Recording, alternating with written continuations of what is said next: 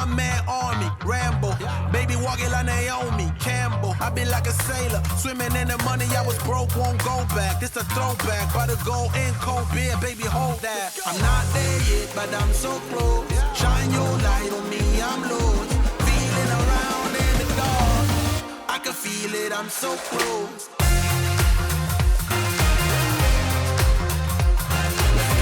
I can feel it in my bones tonight. Move our bodies 'cause we own the night.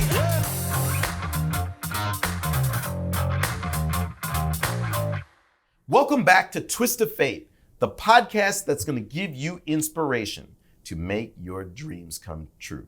Today I'm here in Manhattan, the Big Apple, to talk with a founder and a COO about a topic that's near and dear to you. I don't know if you're caffeinated yet, but after this conversation, I hope that you are going to be supercharged. We're here to talk about Manna Coffee, a kiosk that you may see popping up with lots of incentives for you to partake in your coffee-loving dream with your friends and family on the go. Nick, my friend, welcome to Twist of Fate. Thank you. Thank you for having me. Happy to be here. All right. Actually, just met, right? So we just met here in three WeWork. hours ago. Yeah. We met 3 hours ago in WeWork, social share space. You know, we work, we love you. Yep. We're a partner. Nick, you don't know, my company, 3 Steps Forward, we're a partner of WeWork. We go around filming Twist of Fate in lots of places. And you were humble enough to take some time to come in and talk about your entrepreneurial venture, right? Mm-hmm. Yeah, of course. Coffee. Coffee. Are you a coffee drinker? I do drink coffee, as everybody else in this country. Too much? Not too much, like 2-3 cups a day. So it's. Now, let me ask you this. When I say coffee, to you, that really should mean like espresso, right? Like our coffee's not your coffee, correct? I'll be honest with you. I know like not too much about the coffee. That's weird, but it is. Well, maybe you have a more objective opinion on it. Yeah, I mean, for me, it's mostly about the espresso, of course, because it's actually a base of every drink. It's espresso, and then you already add like milk or chocolate, right, to make some kind of other drinks. But yeah, the main structure of every coffee drink is espresso, of course. Okay, so I have to ask you. So you move. We're gonna get into your origin story, but you come to New York. There's a lot of coffee outlets here, right? That's right. Is that intimidating? Like that you want to create innovation in a sector where, in this city, I mean, there's a lot of places to go to hang out, right? Mm-hmm. Yeah, right. So actually, the story was, I would say New York is the most competitive city in the world regarding the coffee thing, right? Exactly. So, yeah, really, like in Manhattan, every corner, every block has at least 1 or 2 coffee shops. So it's crazy, and many other options, starting with the cheapest one, right? And then going to a specialty coffee like Blue Bottle, for example, right? Not even Starbucks. So that's right. And you know, in Manhattan, you can get an espresso that you would like, not necessarily like Americano, right? Yeah. Like you can get like a really good. Everyone can get it, right? With some tricks for sometimes, of course, but you're right.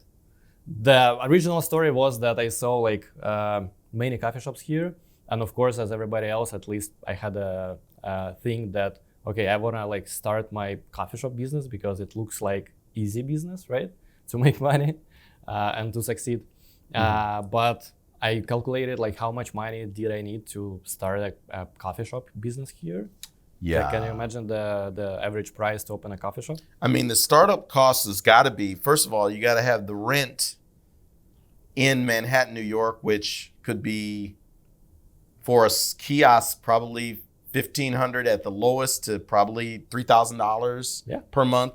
Then you gotta get supply, and those commodities are up right now, so that's too high. So yeah, I don't know, probably at least $10,000 to start, but then each month you're gonna be a high burn rate. Yeah, right. And then you got to pay your labor. Of course. That's even higher. Yeah. Labor cost is expensive. You need to really hire people. You need to follow all compliance. You need to find the location. That's the most important part. And licenses. if you don't have any locations in Manhattan, in order to get your first location, you need to give a security deposit for 9 months. Oh God. That's crazy, right? Yeah. So, and all things considered, the cost of mistake to open a coffee shop is very high. So if you like don't make it, then you're wiped out. You're done. You're done. You'd be broke.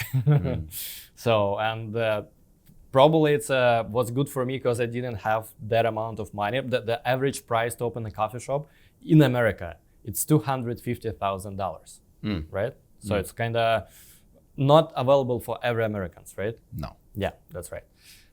So I didn't have that amount of money, and I was like, okay, how I can start my coffee business for $10,000 on my credit card? Because at that time I lost my job.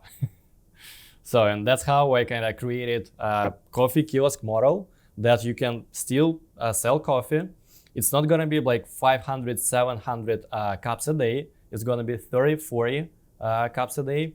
And it's still enough to like cover all your expenses, to make money, and to get your like money back to cover your coffee kiosk. I can't wait to dig into this. So let me get this right. Something that many of my guests and my audience can empathize is that you lost your job, which not your fault, and not your employer's fault. It's a time in America that's very transitory in a variety of sectors. And that's not just AI, it's just, it happens. First of all, what I really love is right then you took the leap of, I don't just have to get a new job. You're looking for a problem to solve. That the cost to start up coffee is so substantial, which my assumption is you're thinking, well, I could start a coffee shop. Yeah. But it costs too much. Yeah. So you said you went to a kiosk model. Yeah. Talk to me about that. So you're right. That's actually how I came across this problem, that in order to open a coffee shop, you need to have at least $250,000 dollars. And I checked the internet, like how many people in America have access to this money. And it was like less than 3% of all Americans have this access, right? Yeah. So, and then I was like, as I already told you before, started some kind of creating, okay, what model would be good for local business here, how I can make money on coffee and not to spend like $250,000, right? So that's how I created a coffee kiosk model. Have you seen our picture? No, you got to tell me about it. So you designed a kiosk, you bought a kiosk, you acquired one. Like, what did you do? Is this tech you made yourself? So we actually like did everything ourselves from the scratch. So because there was not existing on the market at that time, like it was 2 years ago. So, and we created, so actually how it works, it has a piece of furniture, like a stand. Then we put our coffee machine, espresso coffee machine, import from Italy. And then we also put a touchscreen and payment device nearby. And the most important thing, we made our own IT software that actually manages this coffee stand or coffee kiosk, as we call it, right? So actually, many people say that it's a coffee vending machine. Yeah, it's right. It's like, I usually say, hey, it's a next generation of the coffee vending machine. So that's. So this is, the the long removed child or lost child of the Keurig. You're going bigger, better. Is it more flavor, more options or choices? So how does this work? What kind of coffee can I get out of it? So actually, we just discussed the actual problem on the market. I was like, at that time, back to that time, I was like, okay, what if I create this type of kiosk? What kind of problem I can solve for New Yorkers? That actually it might sound crazy, but really, to get a coffee you like is not always easy. You know why? Because it might be expensive. Like the average cup of coffee in New York City include tips and sales tax. And in customization is where I was going to go, by the way, because it's like everybody has a different interest, right? Like the way they may do an Americano or espresso is like, I'm sure you being from Europe, you may say, this is too weak, this isn't strong enough. Yeah. Whereas some people want all the sugar, like the pumpkin spice lattes, and there's all like out there. So that was the one, that's what I was thinking, is that customization is probably going to lead to a lot of problems for some people. Hey, Twist of Fate listeners.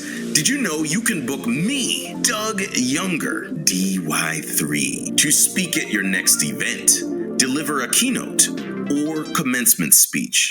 You know I'll bring all that Twist of Fate energy, as well as my experiences as the founder and CEO of 3 Steps Forward, a marketing company.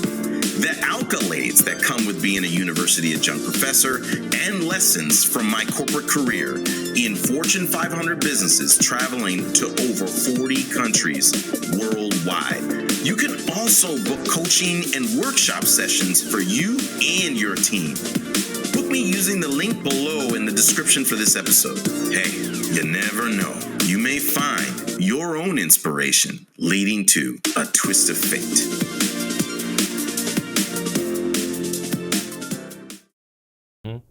Yeah, but for me at that time, and as I realized from many people, that was a number one problem, that it costs too much, the coffee you like. Usually it's a specialty coffee, $8. It's pretty expensive. Yeah, $8 per cup. And you got to tip. You got to tip too. You got to tip, you got to pay sales tax. So yeah, it's crazy. Then usually it's long lines. Because if you want to get a special coffee you like in specialty coffee shop, you got to wait, right? So at least 7-10 minutes sometimes, really, even at the Starbucks, right? And the third... I think even longer. Even longer sometimes. And the third point was that you need to go to your favorite coffee shop to enjoy the coffee, right? So we live in New York, so the city with the highest value of time. So I don't have time, you neither, right? Yep. So that's why we decided to create a coffee shop model, coffee kiosk, that will be always near you, in every corner of this country, as I usually say, that will be providing good quality of coffee that Americans love, that they are enjoying, and for affordable price. So that's basically 3 main points of Manna Coffee. Rock solid business model for any coffee lover out there. So let me ask you this. When it comes down to product design, form, fit, function. So you said you import some component of it from Italy. Just one. Espresso machine. Okay, so there's a component that to do espresso in your device. So we actually inside our on the countertop of the coffee stand we have a coffee machine. Yeah, that's we actually import only one thing from Italy directly. Understood. Yeah, because pricing for coffee machines for all parts of the coffee machines in the US is crazy. It's actually 4 or 5 times more compared to Europe. And we were interested to make the whole concept of coffee shop affordable because we have a franchise, right? Franchise chain. So that's why we were interested to make it affordable even to become an owner of this coffee shop. I have a question. What type of companies would want to franchise? Is social share spaces like WeWork, or is this a mom and pops owned coffee shops where they just have a kiosk for overflow traffic? Or? Not really. Our customers, entrepreneurs or people who want to become entrepreneurs, and they have their 9-to-5 job, they're looking for some opportunities, but they probably don't have money to spend $250,000 for a coffee shop. So that's why they have now opportunity to afford. I see. Yeah. And then they could, in this kiosk, they can set up, is it freestanding? Do they have to, where do they put it? They put it, any place that has high foot traffic. Usually we consider any place that has at least 300 people a day. Our current conversion rate in purchasing is about 10%. So it means 30 cups a day, we can sell it. We're now working with many type of locations, warehouses, grocery stores, universities, hospitals, ice rinks, office buildings. So yeah, many of them actually. And you have built in, my understanding, some reward system too, like repeat usage, right? Yeah, that's the most important part because we realized, okay, how we can scale it because we have America is too big for small dreams.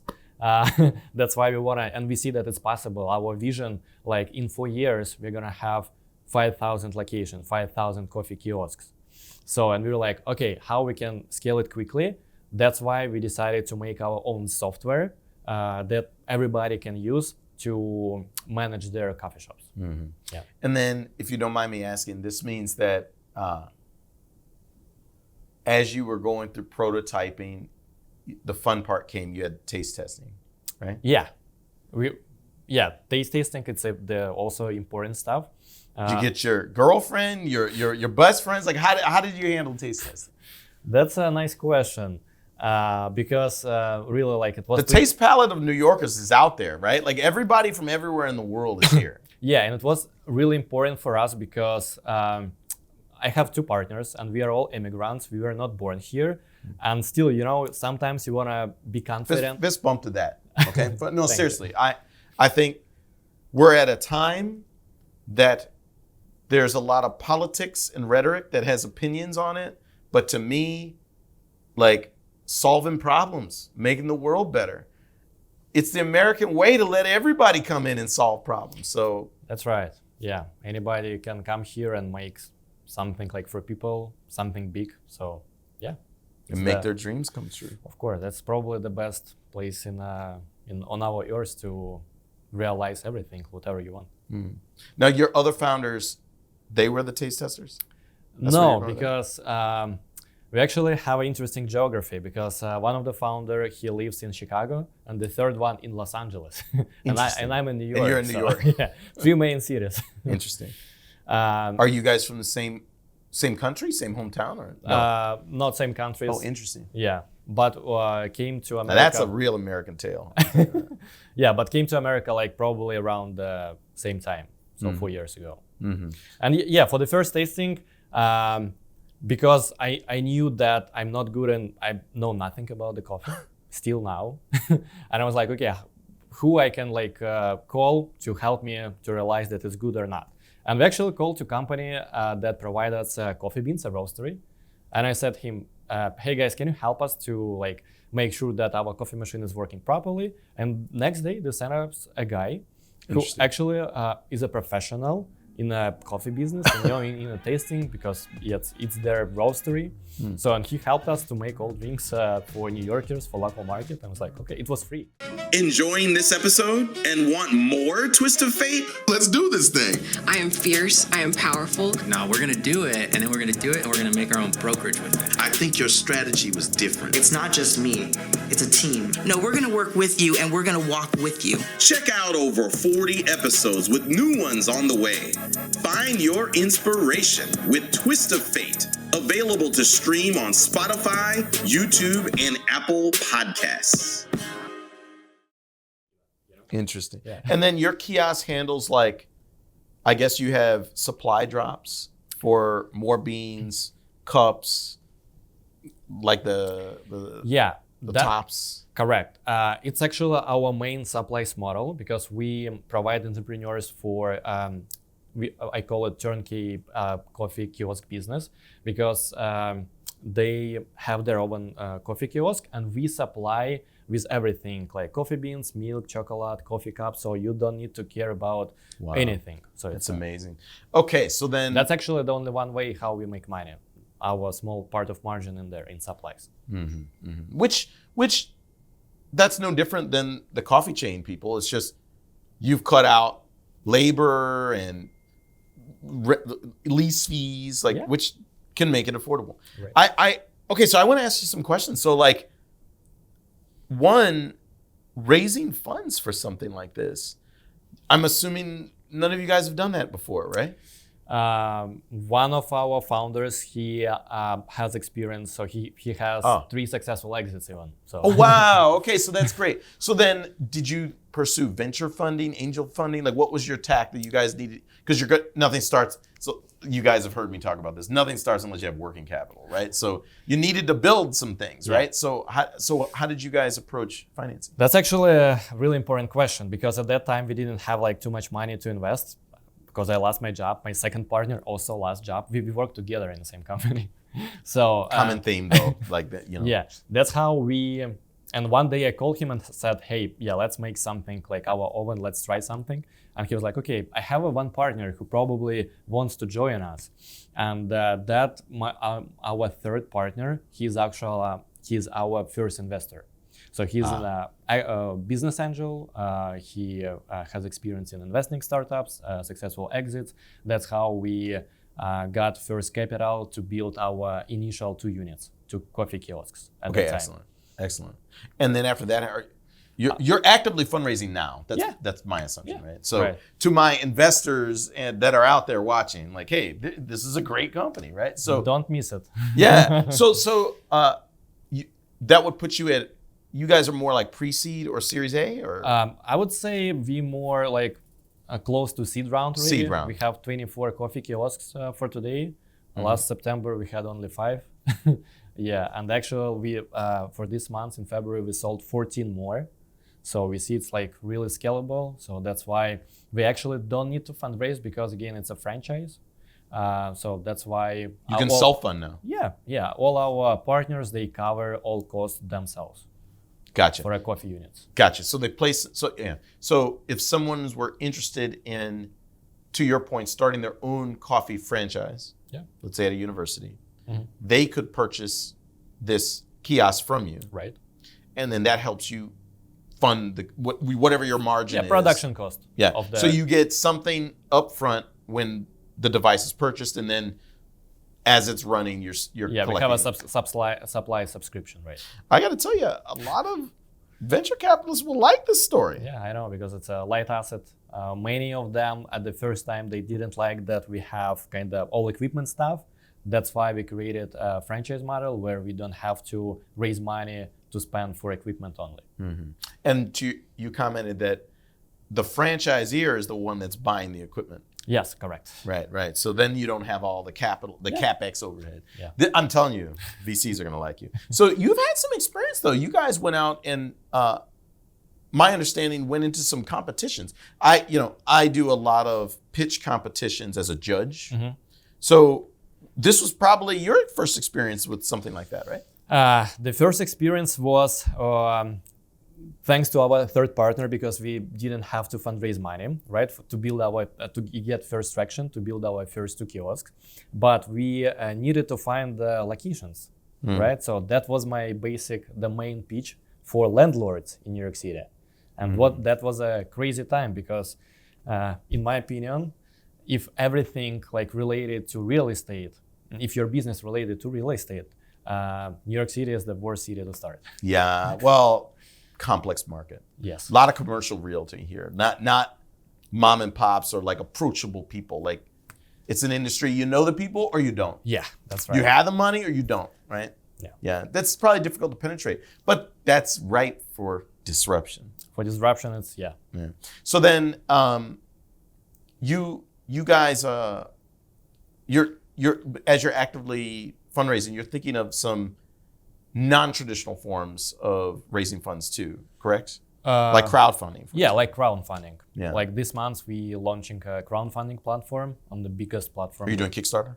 Not Kickstarter, it's a Start Engine. Start Engine, Seed Invest. Yeah, very good. And your goals. So, to my listeners out there, venture capital dollar, less than 5% of venture capital dollar goes to women or minority or immigrant-led business. So kudos to this team here. What they decided to do is say, I'm not going to go to the traditional banks, to traditional venture capital angels. They're actually going to go to all of you out there. Mm-hmm. And, look, I also think crowdfunding is a great marketing tool because one advantage for you guys is even if your crowdfunding round doesn't achieve its goals, as long as your message goes out to enough people, you may find more kiosk franchisees. Because we are in CPG world, like everybody knows what is coffee. Because my assumption, if you have some AI or deep tech business startup, it probably can be hard to give this message for everyone, right? For crowdfunding. But if you have everybody knows what is coffee, everybody knows what is coffee shop or coffee stand or coffee kiosk, right? So that's why it's kind of accessible for everyone. That's how we can get more engagement in our business to attract more partners, franchisees, even VCs. Yeah, Nick, I want to congratulate you and your 3 founders. Now I get that probably we had 3 together. 3? Yeah, 3 overall. 3, yeah. So 3 of you all together. I'll tell you why. Because it's one thing to come to America, see a problem, and decide to do something about it. But you guys actually are executing. And here's my comment. I get everybody will judge you on whether it was successful or not. Or you said exits. Yeah. But to me, the more heroic act is that you band together and tried to solve something. It's something that works currently. So like fist bump on that. I appreciate it. You need to go back and pat your brothers in arms on the back. Okay. And tell them that Doug said, great job. Thank you. I will let them know today. So then, I actually like the quote that from Y Combinator, make something people want, So coffee is a religion in this country. Yeah. So, what does the future look like for you now? So I know you're doing a crowdfunding round. Like, what are you looking to do after that? Like, it's just you already said you want to scale. You want to get to 5,000 units, something like that. But what is success for you guys? Like, what is climbing the mountain for you? It's an interesting question. What is success for us? I believe success for us to build a new coffee empire in America. So I would say, already passed the most important part in our business. We found the product market fit. All our numbers approved because we made millions of mistakes really for the first year, even for the first year especially, because none of us had any coffee experience before. It's not just that. I mean, yeah. Anytime you do something new, there's going to be challenge. Correct. And there's going to be problems. Yeah. It's all about de-risking them, right? Like because we launched our first MVP. It worked, but we had many issues with product, with locations, with numbers. So, and after first year, we already realized, okay, the product is perfect. Probably temperature extremes, right? Everything. High, low. Yeah. Somebody wants to bang it up. Many small things, really. Even, what type of leads or what type of material of the coffee cup you're using. So that's very important. People freak out about stuff like that. Right. Also, for Americans, some people, they know what is Americano, but for some people, they know what is black coffee. It's actually the same drink, but for the different audience, it's different messages. Especially across all the states that you mentioned. Yes. It's a totally different palette, right? Yeah, correct. So that's why we spent some time. We realized that our product is perfect now. We're ready to scale. We launched our second state, third state. For now, we have 5 states. Then we test numbers ourselves first. Then we tested numbers for our franchisees, for our partners. Second. And then we figure out how we can hack the real estate thing. So we actually attract advisors in our company who has they work in their entire life in real estate. They have many connections in iconic locations like airports, hospitals, universities, right? So, and now we just need to put more capital and just scale it. Airports that's a colossal market. That's a huge success if you get in there. And they already have I've seen these vending machines for salads and Best Buy. There's all these vending machines that are specialized there. Right. We actually just 2 weeks ago, we made the deal with the biggest airport in the country. It's O'Hare in Chicago. So Terminal 5. So you have a kiosk in Terminal 5? Yeah, it's coming next week already. Listen, we'll be there, even 2 kiosks. Okay, Nick, I got to stop you here. So have you told your parents you've done all these things? Yeah, of course. I talk to them every day. Back in Russia? Back in Russia, yeah. They've been following my way for the... They have not told you that they're proud of you? They are proud of me. They told me, of course. I'm just trying to make sure that I'm keeping your feet on the ground here. Whether you're already a success. In some way, yes, of course. You don't think of it that way. Want to be part of our growing community of entrepreneurs and business owners? Join our Patreon and gain access to all of our content, including exclusive videos, Twist of Fate merchandise, and bonus educational content. You can also advertise right on Twist of Fate by joining our ad partner program. Don't have an ad to run yet? That's okay. We can help you by producing a Twist of Fate perfect ad like this one. Check out the show notes and learn how to apply to become an ad partner. And of course, we always appreciate when you like, subscribe, and share. Now let's get back to Twist of Fate. Perfectionist in you? Because we really kind of, it's we have a huge goal, and usually, when you have like goal in your mind 5,000 coffee kiosk, and now you have like 24, it's not exactly the way where you want to be. But of course, if I take a look at back what happened like before when I came to this country, I even didn't speak English. Like my English was like mediocre on this level. So, but now, of course, all this experience, first unit, second one, numbers, I mean, step by step, you need to remind yourself every day before you go to sleep that, wow, it was an incredible day, how many things I did, right? But sometimes, that problem, probably that pain that you kind of grinding, but don't remind yourself, hey, I already done many successful things, so it's already okay. And 5,000 coffee kiosks, it's perfect, but 24 also is good. So I'm not far from the truth to ask you that your vision of the future of coffee is kiosk. Yeah. Is there additional innovations or things that you think you could tinker with to even push it further? That's an interesting question. I usually also say that we do not compete with regular coffee shops, with baristas, because people go there, talk to people, it's a social outlet. Yeah, social.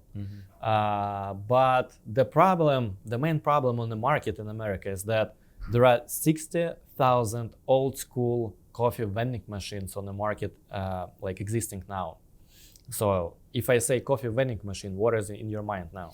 It's like, I know what you're talking about. It's like Black the box. the hot chocolate thing. It's like really big. Black box, powder, like instant The cup coffee. drops down and right. Yeah.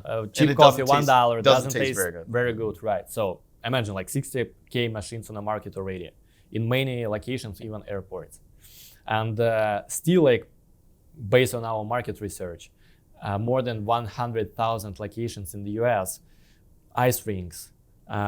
Even hospitals, many of universities, many of them, they have cafeterias, but it closed at 5. Right? Yeah.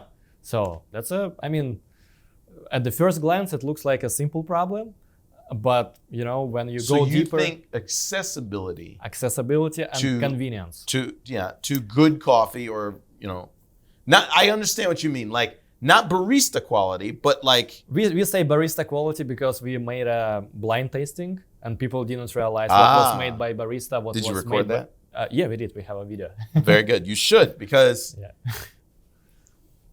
I understand the things you say that, look, some of us are going to go and hang out at Panera and buy that overpriced coffee because it's a social outlet. Yeah.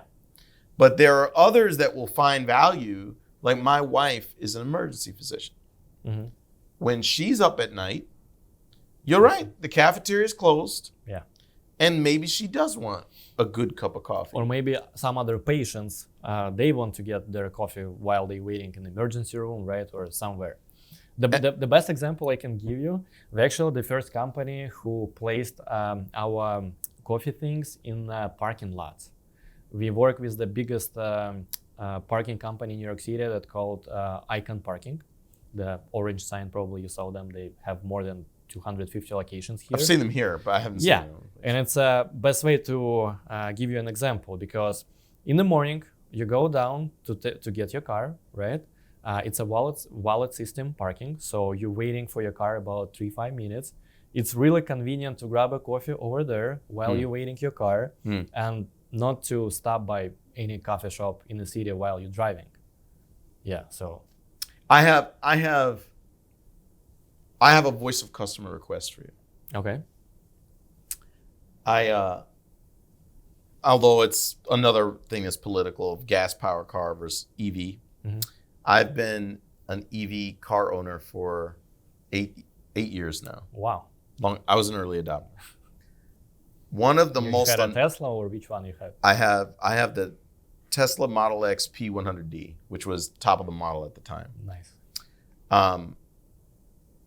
One of the most annoying things about charging is the time lag there.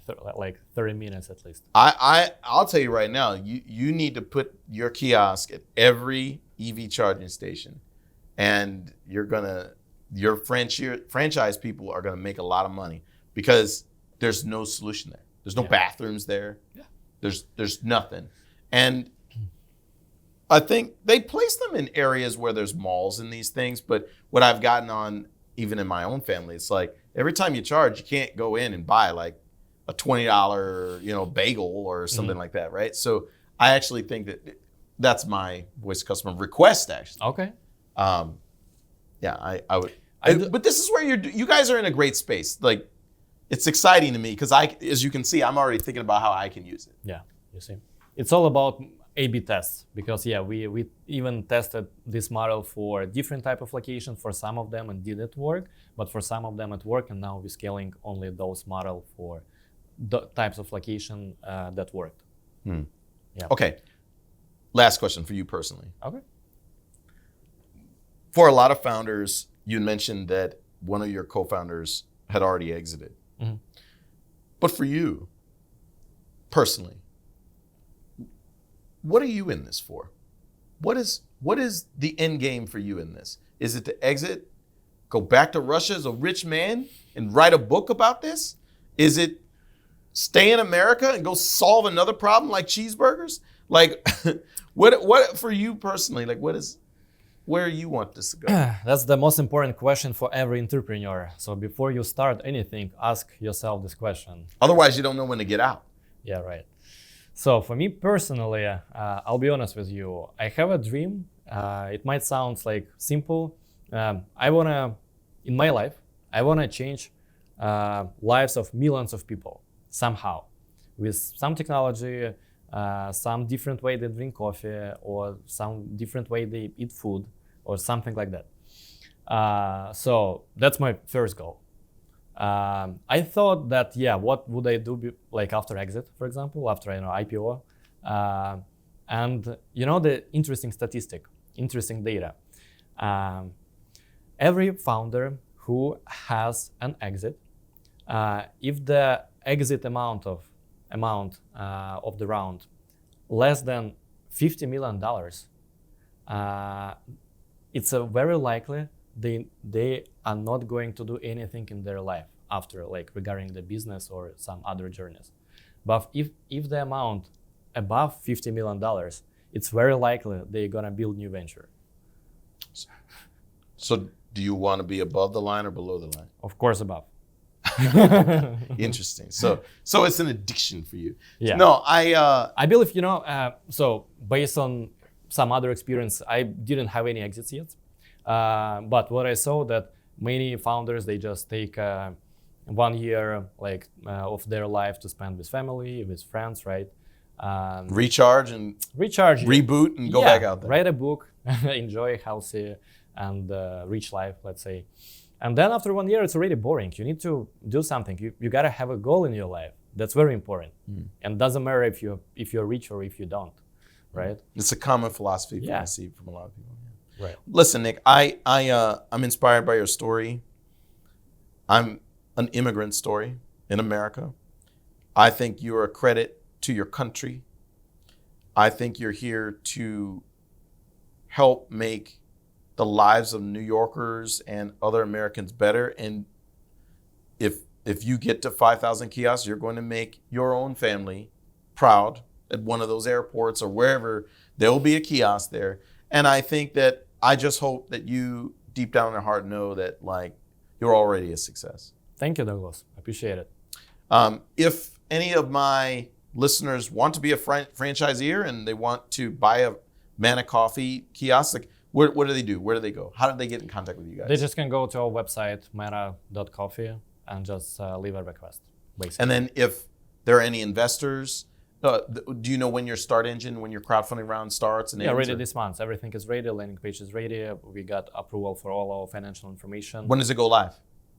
Probably by the end of this week. Anytime. Okay. So then they can find out about you there. Mm-hmm. And then if they want to find your kiosks to just have coffee, is there like a locator or an app, or what are you guys doing? We need to add a locator feature on our website because many people asking. For some locations, you can just open Google Maps and type Manna Coffee and you will find them. But some, closed type of locations, we don't publish it on Google Maps. So, but we will have this feature. Add it to the list, right? Yeah, we will have this feature on the website. That's a good one. The list. In my line of work, I work with a lot of startups. I know that list may seem infinite, but you'd be surprised. I mean, you look at the success that you did since September. Yeah, you guys are going to get there. So, kudos to you. With that, I'm going to give my final thoughts. Okay. I think in our highly divisive times, I hope this story inspires you that, America is about making dreams come true. And for so many of us, many of our origins are the immigrant story. This story of Nick and his other founders to make Manna Coffee is a special one. Coffee is very much a part of our culture, our identity. Some people can't even operate without it. But to try to make it more accessible to all, this is a concept that actually applies in healthcare, in terms of healthcare accessibility, in terms of commodities and making food more available, or good, healthy food more available to everybody. Look, at the end of the day, let's make an accessible world, people. With that, like, share, and subscribe. We want to get these amazing American entrepreneurial stories of people in the pursuit of happiness out to you. With that, I will see you on the next Twist of Fate. Twist of Fate is hosted by Doug Younger. It's produced by Julian Sepulveda and Zachary Davis at Mode of Motion Advertising and Film. Special thanks to all of our Patreon members. And if you want to be a part of our growing community, join our Patreon and get access to bonus material, Twist of Fate merch, and more. If you enjoyed this episode, please like the video, comment, and subscribe. Thanks for listening.